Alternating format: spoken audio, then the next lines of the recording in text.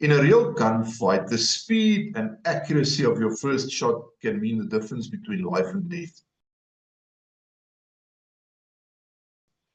Today, Roux Wildenboer breaks down the 1 second that decides if you walk away or you don't. I'm Riaan Coetzee. This is episode 4 of Survive the Fight, Mastering the Draw and the First Shot. Roux, good evening and welcome. Hi, Riaan, and hello to all of our watchers and listeners out there. Good to talk to you again.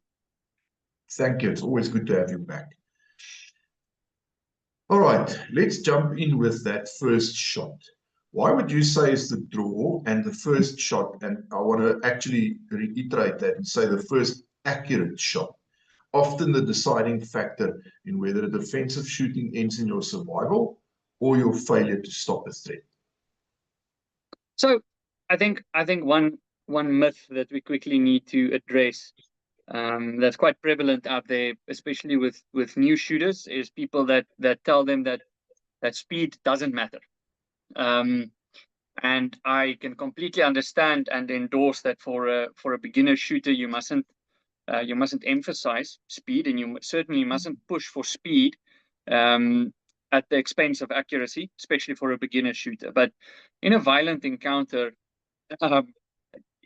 someone's going to lie to you if they tell you that speed doesn't matter at all. At the end of the day, if it's your life on the line and there's an attacker that has already made the decision he wants to harm you or harm someone that you love, you need to take every second away from that attacker that you possibly can. You need to give that attacker as little time to react to your self-defense actions as possible. Otherwise, it can be as simple as him just squeezing the trigger or turning around. And as soon as you give away your element of surprise, which is your firearm, that attacker is going to register that relatively soon, and then he's going to escalate whatever he's doing as well, because now there's two firearms in the fight, and now it really is life or death, where previously he may have been under the impression that he's got the upper hand or the overhand. So speed definitely does matter. For beginner shooters, we certainly mustn't initially try and get them as fast as possible. We need to get beginner shooters comfortable with the fundamentals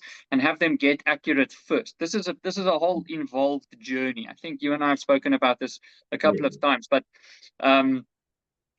once you become a proficient and competent and skilled and practiced firearm carrier and self-defense practitioner, there's a whole bunch of things that is going to happen in your mind as well. Your level of awareness is going to increase. Your understanding of certain scenarios and your environment and your placement in those environments are going to change substantially. You may start walking into restaurants and not sitting right up against with your back against the entrance door. You're gonna seat yourself differently. You're gonna keep a bigger following distance in the car. So there's a lot of things that's going to happen in your mind. But once a violent attack happens, an attack that is threatening your life or someone you love's life, the things that are going to happen in your mind has to translate into something that happens physically.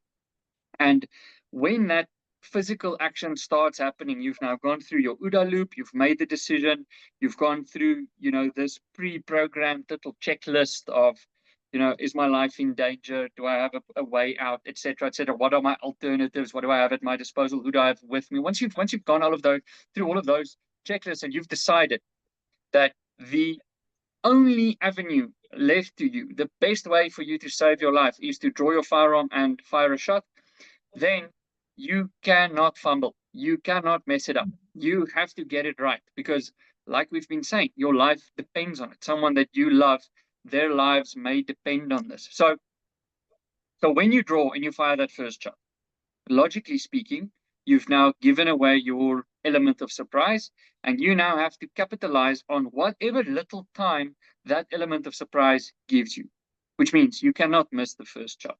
Number one, because if you miss the first shot, you run the risk of injuring or killing someone that is not actually your target, right? So it is conceivable that in a situation like this, there are innocent people behind your attacker. If you miss your attacker, you have a much bigger risk of killing or injuring one of the innocent people also in that environment, someone that, you know, indirectly you are actually going to now try to protect from this scenario, and now you actually end up hurting them. So that's that thing. Then the second thing is you waste a lot of time. So if your draw is slow, someone can see you drawing over the span of 2 or 3 seconds. Man, on the range, I can tell you that's a lot of time. Okay, so they can register what you're busy doing, and they can respond to that before you even have a sight picture or are ready to fire the shot. So you waste a lot of time. And if you miss your first shot, you now waste the entire time that it took you to take that first shot, as well as the time that you now have to take for the follow-up shot. And now automatically your follow-up shot is now done with this mindset of, oh crap, I'm not entirely happy with my first shot. Now I'm in trouble, and it just adds that much more stress to this environment. If you do get it right to draw quickly, and you draw from a position of maybe the attacker does not have his attention focused on you, and you get a proper grip, and you get a sight picture quickly and as soon as you possibly can, and you do fire that first or second shot, both of which hit your target, then you may very well just sort out that entire scenario before anyone else, including the attacker, has any chance to register what the hell is going on. So that fight may be over before anyone but yourself realizes what's going on. And that's exactly where you want to be. That's the ideal. That's where you want to be. You want the bystanders to be like, boom, boom, turn around, not know what the hell was even happening, and least of all, the attacker must have a split second to actually realize, oh crap, he's in over his head, and then the fight must be over. So that's the benefits of doing it good, of doing it well, doing it quickly, and making your first shot count. So let's talk about that. Yeah. Let's talk about that draw stroke. Can you break it down into its essential components for us? What would you say are the biggest technical mistakes that most concealed carriers make? Remember, in South Africa, we're supposed to conceal carry.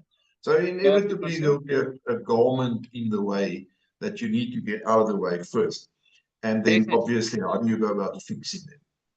Definitely. So it's becoming summer now in South Africa, so it's very applicable. Most people, typically in summer when it's hot, they conceal the worst.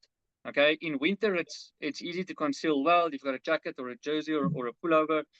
You've got more layers. In the summer, you see the guys in South Africa, and I'm sorry to point you guys out, but you don't conceal well at all. Okay, we see handles of pistols sticking out of shirts in the 3 o'clock or 4 o'clock position, where you are completely unable to actually even register that you are advertising.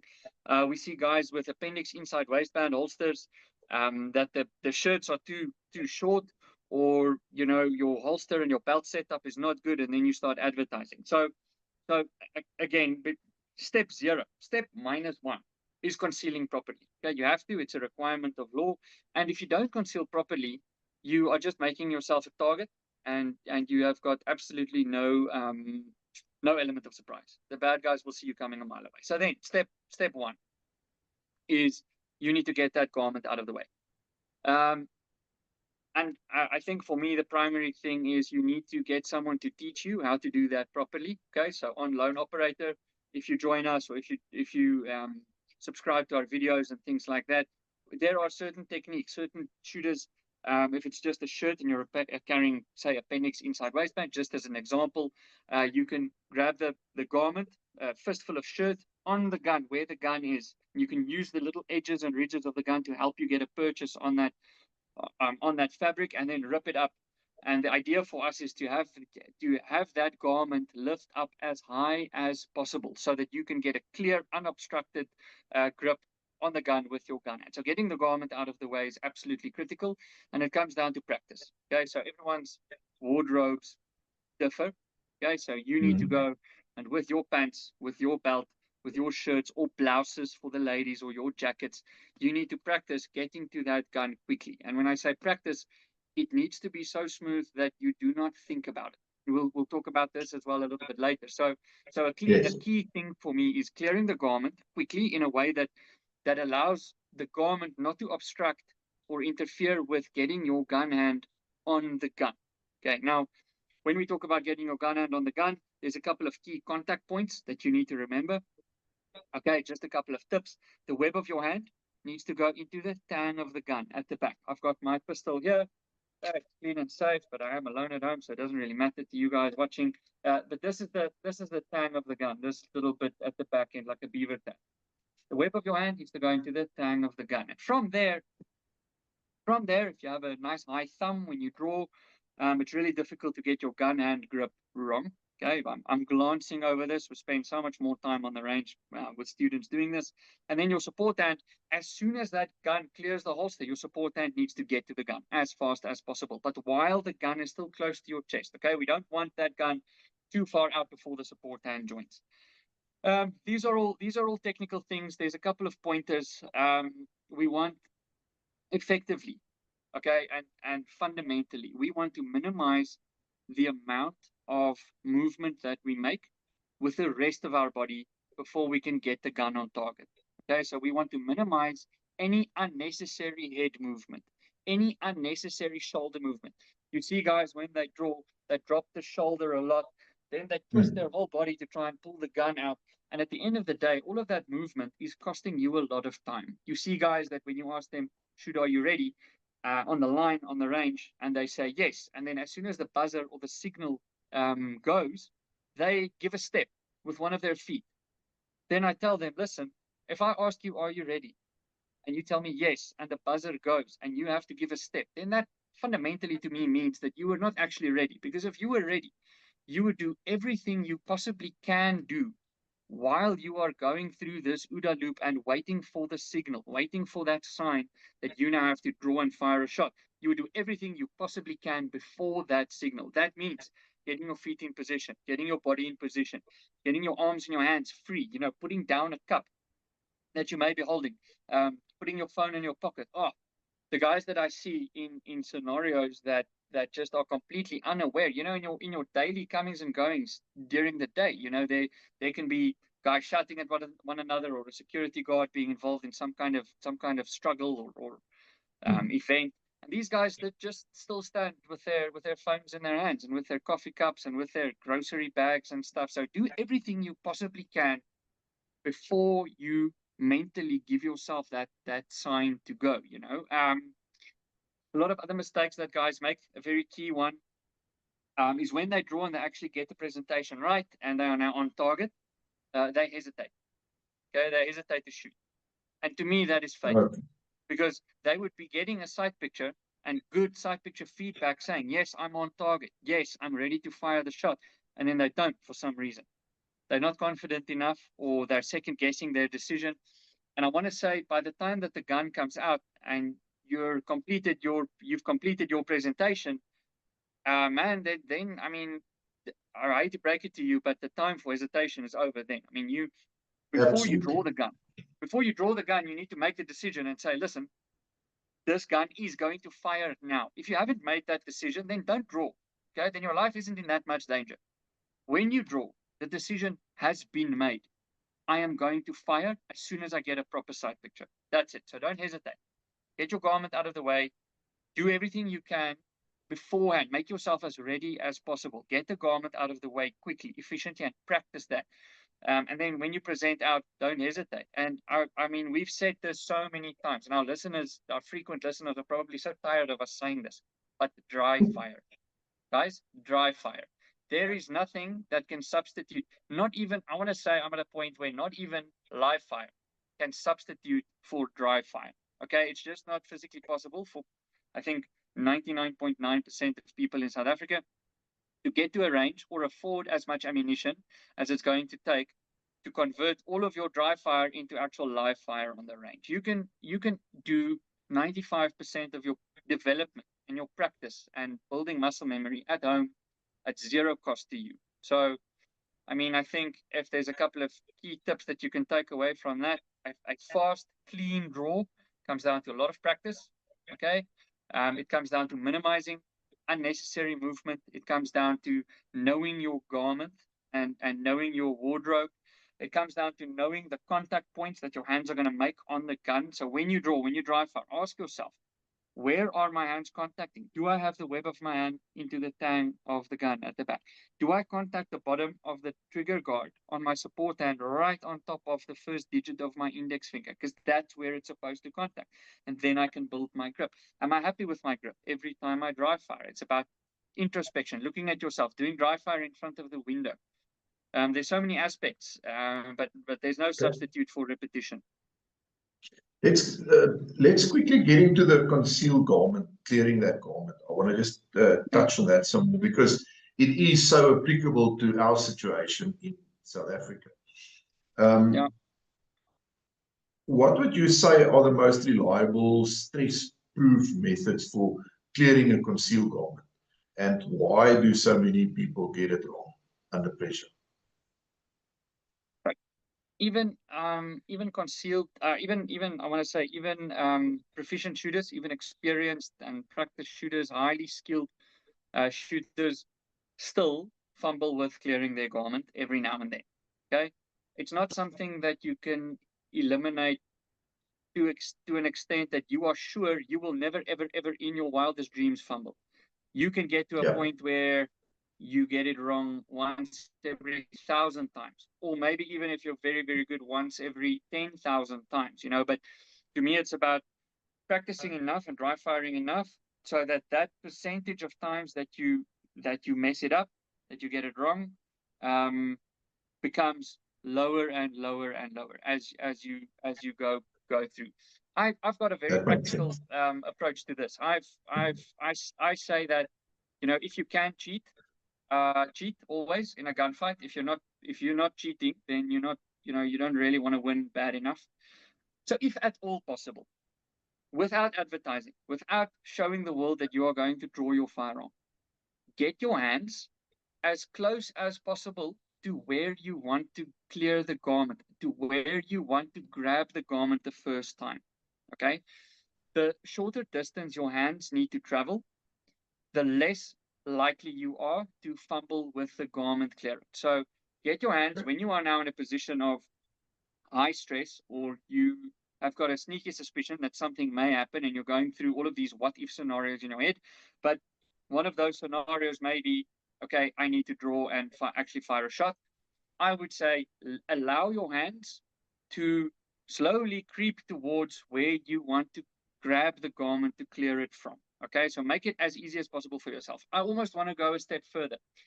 For the average carrier on the street, okay, obviously you don't want to advertise. So I can't stand there with my garment clasped in my fist for the whole world to see. But there are certain ways in which you can actually grab hold of your garment already without advertising that you are actually preparing for the event that you may need to draw. Okay, so I'm explaining, for instance, maybe if you're standing like this, with your hands clasped in front of your body. Nobody will say that this is a very neutral standing stance, but I've already got my garment in my hand. I'm not showing it to anyone. I'm not advertising to anyone that I'm doing that, but I am making every preparation that if I need to draw, I actually am eliminating the possibility of me fumbling, because that's the biggest thing. Is someone that grabs the shirt and misses. They actually don't grab a hold of the shirt at all. So now they need to go back and do it again, and then it's just a frenzy. I think making sure your hands are unoccupied. Of course, that's also beforehand something that you need to do. If you've got a wife or a child or something, and you tell them, if I or if daddy lets go of your hand, don't clasp my hand. I'm letting go of your hand for a specific reason. Rather grab a hold of my belt or my pant pocket or something, you know, stay with me, or have your wife. I mean, there's millions of scenarios, but get your hands unoccupied. People get it wrong under pressure, I think, because they don't practice it enough.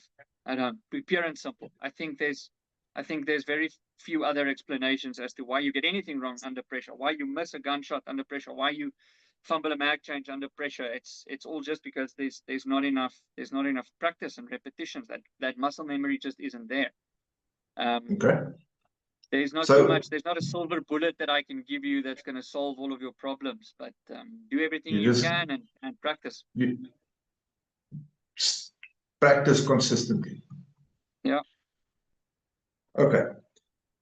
Let's move on from there, because the next thing is obviously, as you mentioned, your grip and then your first sight picture. How do you build that consistent grip and that first sight picture when you present that works, even when your heart rate spikes out of your, like it feels your heart's going to jump out of your body, and your fine motor skills start failing, because that inevitably happens. Yeah. So I think in terms of building muscle memory, I think when you dry fire, you need to actually not just draw and fire a dry shot and count that as a dry fire. When you dry fire, you need to actually pay very close attention to the minutest detail of your grip. So again, it starts with dry fire. If you've got your grip points correct, you've got the web of your hand in the tang of the gun, you've got your finger off the trigger, obviously initially, and this index finger, top of your index finger, the first digit of your index finger on your support hand goes below the grip. Now, of course, there are slight variations. I'm saying, but for 90% of shooters, this is the case.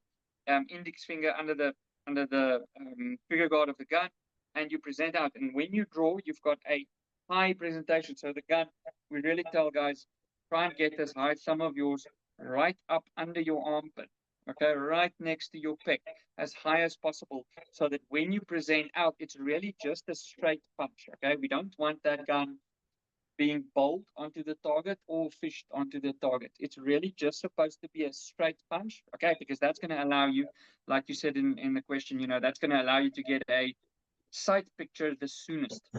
Okay, if we're talking about what is the soonest that I can start making a sight picture, it is if the gun is actually in my line of sight, or as close as possible to my line of sight from the earliest point that I can manage. Okay, now, but what many shooters do wrong is they draw down on their belt line, okay, without raising the gun high enough, and then they bowl the gun onto the target, which means they only really get a sight picture on the target when that whole long bowling action is complete and they are now fully extended. But if I do this correctly, I can start getting a sight picture when I'm only half or even a third of the way fully extended. And then I can start shooting, if the sight picture is acceptable and I've got a close enough target or a big enough target. That's one of the big things. So the contact points of your hands on the gun, that's something that you cannot ever get wrong. Okay, that's something that if you get it wrong, I would say your grip is probably severely compromised, and you're going to struggle to maintain recoil control, and you're going to struggle to maintain accuracy with each subsequent follow-up shot. Okay, so that grip, those contact points, that's something that when I dry fire, I ask myself after a rep, I will look at my gun and I will look at my grip and I will ask myself, listen, am I happy with where my hands are placed on that gun? But it cannot just be, yeah, more or less happy. It's got to be absolutely the same way every time. And you have to have discipline. You have to have enough, a high enough standard and enough attention to detail to actually say, no, geez, this finger, whatever finger it may be, it's not in the right spot. I need to be better. Okay, and then holster and tell yourself, okay, fix it. Where does it need to be? Where is the correct spot? Holster and then do it again. And then focus on that one thing. I think in the way that people try and grip the guns, I think typically people tend to over grip. They want to squeeze the living daylights out of the gun. And sometimes that makes them very anxious and grabby. I want to use the word grabby when they draw the gun. You're not supposed to snatch at the gun. You're not supposed to claw at the gun. It's supposed to be a very harmonious, elegant movement. That gun basically just needs to slip into your hand. At most of your grip strength, I'm not saying all of it. Obviously, you need a minimum amount of grip strength to get the gun out of holster, but most of your grip strength is really only applied on that presentation out forward, because that's when my arms really extend out and I can start applying pressure on the gun. So not over gripping the gun while it's in the holster. That'll also help for things like trigger control and not fumbling on the garment. When you do get the first sight picture, and again, this comes with dry fire, you need to recognize that it is, in fact, an acceptable sight picture. A lot of guys, especially with dots that you see with optics, they present out and then they do this. They're looking for the dot. Okay, that to me really just speaks of too little practice at home with the dot. if you're a good dot, if you look at the guys that really shoot dots, well, there is no looking for the dot. When they draw, that dot just appears on the target. That's how consistent their draw is.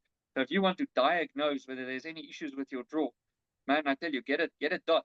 But with iron sights, sometimes it's a little bit more forgiving because you've got two things that kind of you can see while the gun is not yet 100% fully aligned with your eyes. But with a dot, you can really only see the dot when you're almost at full extension. I want to say at full extension or almost at full extension. So your presentation needs to be really, really good. But to me, it really, I can't say it enough. You need to practice a lot at home. If you think you're practicing enough, you're not. Do even more. Do 2 more reps.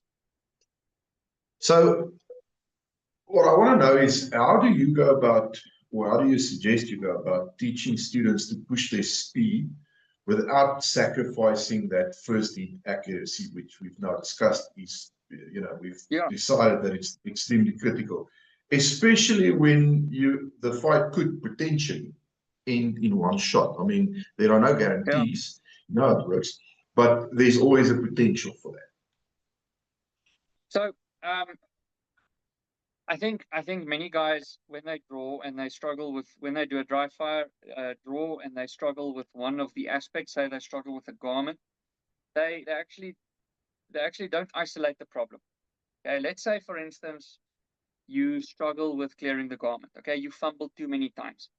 A lot of guys want to complete the whole draw time after time and time again. But they actually just want to fix the clearing of the garment. So I tell them, listen, you don't have a problem with your presentation. You don't have a problem with where your hands are placed. You've got a problem with you miss the garment when you try and clear it. So why not dry fire that in isolation? And when I say dry fire, then if it's now specifically with clearing the garment, it doesn't involve the gun at all. Sure, have the gun in the holster, on your belt or wherever you carry it, appendix, inside waistband. But all that you do over and over and over again is just clear the garment. It's really just from standby, say, okay, 1, 2, 3, go. And then drop. And then 1, 2, 3, go. So I mean that's one part. But I want to say, if you wanna get these little individual bits fixed, isolate them. Okay, don't do the whole draw. If you know you're okay, you can do it afterwards in 10 or 15 minutes or whatever, but isolate the components of the draw and the components of the grip and the components of the trigger squeeze, whatever the case may be. Isolate them and fix them in isolation. Okay, you can't fix 10 things at the same time. If you're struggling with clearing the garment, isolate it and practice it until you can't get it wrong. If you're struggling with, say, for instance, getting your gun hand placed on the correct spot on the gun, stand with your garment already cleared. Don't practice your garment clearance then. You are now working on one specific thing, and the more attention I give to that thing in isolation, the quicker I fix it. Okay, so it's not a specific draw, but it's something to keep in mind when you dry fire. Then I think the value for me in taking a video of yourself when you dry fire cannot be cannot be overstated. Okay, it is a very underrated thing, is taking a video of yourself when you dry fire, and then you need to kind of show your friends and say, listen, your shooting buddies, listen, this is a video of my draw. What can you see? And especially this is valuable when you know some guys that shoot better than you do. Okay, if you are the shooter in your group of friends or, range buddies that shoot the best, you need to look for some better friends, you need to upgrade. No, I'm just kidding. But it's always good if you know people that are actually more skilled or more advanced than you are, so you can bounce these things off them and tell them, listen, can you spot something that I'm doing wrong? And if it's for the Fortis guys, you're welcome. You can send it to any of the instructors and whoever, get in touch with us, we can help. But make use of a community type system to identify issues, that being what we've discussed in this video, and also many other videos. Unnecessary movement, inefficiencies in movement. People may be making big movements with their arms when what you actually want is little movements close to your body. Keep your elbows close to your body, that type of thing. A drill to speed up that first shot accuracy. and I've said that in a very specific way, to speed up the first shot accuracy has a lot to do with your confidence in how you're pressing the trigger, especially on the first shot. So for guys who are shooting hammer-fired pistols, often that first shot is a bit of a devil. It's a bit of a demon that they struggle to tame. Because that first shot is a double action, it's a long pull, and often they then flinch that pull, or they pull it too hard and they destabilize the front sight. So isolate that, like I was just saying, isolate that first shot trigger pull. So what I do, and especially the reset, okay, so for the follow-up shot. So what I do when I dry fire, I wrap the gun, finger on the trigger, just want to make sure, finger on the trigger, that this thing doesn't blur it. Finger on the trigger, press, okay, the shot will go. You're going to cycle the slide, but when you release the trigger, you're going to release it quickly, but then catch it right up on the wall. So like this. Okay, so there's automatically a little bit of back pressure immediately. It's not just a release, it's also a release with a little bit of press. Okay, so this drill is very, very good for not over-releasing the trigger. And that, I mean, that leads to slapping, because your finger is making big movements where what we actually want is the minimum amount of movement. So that will allow you to fire that first shot with a little bit more confidence, okay? And the follow-up shots with more accuracy. That, to me, that's a drill that I do daily, is catching that trigger on the wall. So cycle the slide, press the trigger, cycle, release, and catch it on the wall immediately. To dramatically improve speed. Guys, I always want to say, buying a shot timer is one of the best investments that I've ever made in my own shooting. My shot timer is as old as the mountains, and it is falling apart, but it's still doing its job. I mean, it's helped me tremendously to improve my shooting skill. Now, on the range, there's the shot timers kind of work the best, but at home, when you dry fire, there's a bunch of very cool shot timer apps. I can't remember a name now, but on your Google App Store or your Apple Play Store or whatever, there's a bunch of shot timer apps. So start trying to put a little bit of an objective measure of time to when you draw. So you can put on par time. So say to this thing, I want you to beep at a random time. Okay, that's going to be my start signal.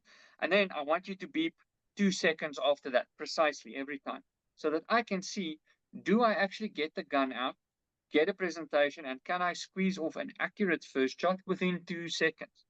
And then as you get good, you will get faster and faster, and you can make that part time less and less and less, and shorter and shorter. But in terms of drills, quick dry fire routines, it doesn't have to be. That's what I want to get at next. What dry firing drills would you recommend then where you can incorporate all of this and then get your draw speed up and get your first shot accuracy improvement up? Okay, so in terms of routines, here's what I would suggest. When you set aside 10 minutes for yourself to dry fire, start off not chasing speed. Okay, start off making sure you are as deliberate and as physically correct as possible. Do every movement with an incredible amount of concentration and focus and get it right. Okay, do it exactly the way that you want to do it. Don't let bad habits or bad muscle memory take over. Isolate every movement and make it the way that you want to make it. Okay, then you can get and complete the whole movement a couple of times. Then as you are now comfortable and confident that you've got the mechanics and the movement correct, and when you do this, pay also very close attention to not moving your feet unnecessarily, not moving your head unnecessarily, shoulders, hips. You want to stay as still as possible, okay, with just your arms moving. You want your head to stay still because they're not going to align the sides that are moving with a stationary head. Okay, that's what we want. But if your head is also moving, now I need to align the gun that's moving also with my eyes that are moving. That's not great. So pay attention there. Then, if you are now physically correct, then I would start with say a part-timer. Okay, and if in that initial bit you figure out there is anything that you struggle with, then take 1 minute or 2 minutes, isolate that movement, set it aside and practice it in isolation. Okay, Then I would take a part timer and set it at a long time. Say you know you can do a draw and the first shot in 2 seconds. Set that part timer in 3 seconds or 4 seconds. Okay. We are now just getting used to the concept of having a time limit to the draw. Okay, but set it long enough so that you can do the draw comfortably without rushing. Okay, and then I would say do 5 draws per time segment. So I would say start at 4 seconds, do 5 draws. Then make sure you can get all 5 of those draws correct and get a shot off on target in 4 seconds, all 5 of the reps. Then go down half a second, 3.5 seconds, do 5. Make sure you're happy. You can do it in 3.5. Then go down to 3. Then go down to 2.5. Then go down to 2. Each time doing 5 reps, or make it 3 reps, whatever you have time for.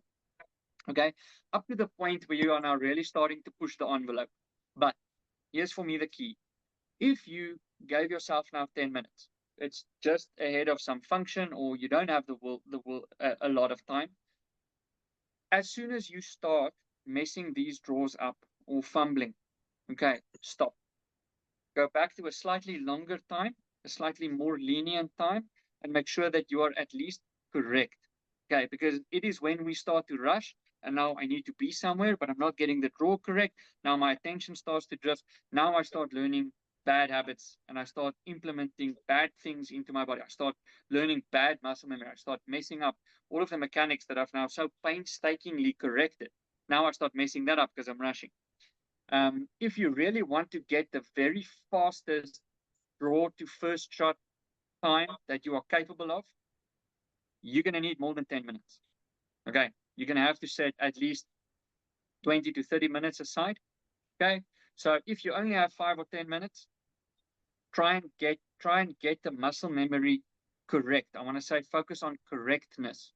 Be fast, start pushing yourself to a little bit faster time, but you're never going to get the fastest draw to first time that you're ever going to get in 10 minutes of dry firing from cold. I would say then make sure you make some space for yourself to do it at least 20 or 25 minutes, or go to a range. I mean, that's the only time you're really going to reliably test it, is with an actual live shot. So that's what I would do. Be correct without the timer, then start with the timer, but nice and long, and then work it back down to a short-ish time, and then as fast as you can go without starting to fumble. So as soon as you start getting wrong more than one repetition out of 5, I would say it's time to call it. Go back to a slightly longer time, give yourself leniency, rather go into the day or into that event or whatever with the knowledge that I could do a correct draw. And then when that pressure is on, all you need to do is, I am going to draw as securely and as correctly as I can. And I promise you, a little bit of the adrenaline will take over, and it will end up being faster than you think. So I think to summarize the whole thing, you're not going to get that first shot speed and accuracy up if you never dry fire. No. Unless you have got the time and the means, the money, etc., that you can be on a range every single day. In which case, great. But the reality is that ammo is expensive, and most people have got work to do in the day, and you can't spend the whole day. Very few people have got that luxury, that luxury. So you need to incorporate a dry firing routine, and in order to incorporate a dry firing routine that actually works towards specific results, it's probably best to talk to people who do this on a regular basis. So definitely. I'm going to suggest it's always good to invest in training. Start definitely. There, make that your starting point. Then you can get the advice from people who know what they're talking about, and you incorporate it and you start doing it. I think if you start doing it, the results will speak for themselves. But if you don't, definitely very quickly, and really, we cannot overemphasize how much of this depends on you doing the work at home. Absolutely, absolutely. Roux, I think I'm going to end it there. 100%. For the viewers, if you like the video, click the like button, please. Subscribe to the channel, smash that bell icon so that you can get notifications of all our new videos coming out. And as always, if you're interested in training, there's a link in the description below. Takes you to all the loan operator stuff. Check it out, and we look forward to meeting you on a range one of these days. Ruth, thank you so much for your time. Highly appreciate it. Enjoy the rest of your evening. Riaan, thank you. And to the viewers and listeners, stay safe, and we'll see you on the range.